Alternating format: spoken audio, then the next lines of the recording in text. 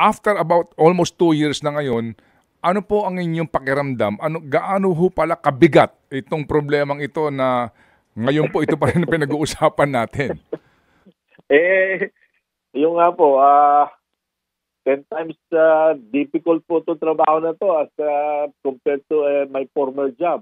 Talagang ang binabantayan mo dito, hindi lang PDL, pati tao mo pa. So, kasi 50 years po ito manunted na pabayaan eh. Maniwala ka sa hindi, ang pinakahuling kulungan na pinagawa yung sa tatay pa ng presidente natin. 1973 yung huling kulungan. 9,000 ng kasya. Ngayon, 54,000 na po kami. So talagang survival of the toughest, not only the fittest, ang laban dito sa Bucor. So everybody can be corrupted by the na-overwhelm ka sa trabaho. 101,000 na ang problema dito. Napabayaan po ang Bucor, kaya ngayon lang po na-action ang lahat. Kahit saan ka lumingon, kahit ipahinto mo yung sugal, lahat.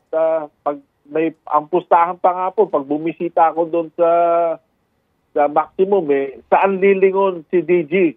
Sa kaliwa o sa kanan? Pagpupustahan pa po yan. Saan unang lilingon si DG? Pinagpupustahan pa po yan. So, pati yung cashless system, kailangan po natin yan. Mahinto na yung pera sa loob ng Bucor. Kailangan po, para wala na nagdi-deal ng pera kasi kuminsan na dyan nagsisimula lahat yung pera na umiikot. So, marami pa po kaming ginagawa.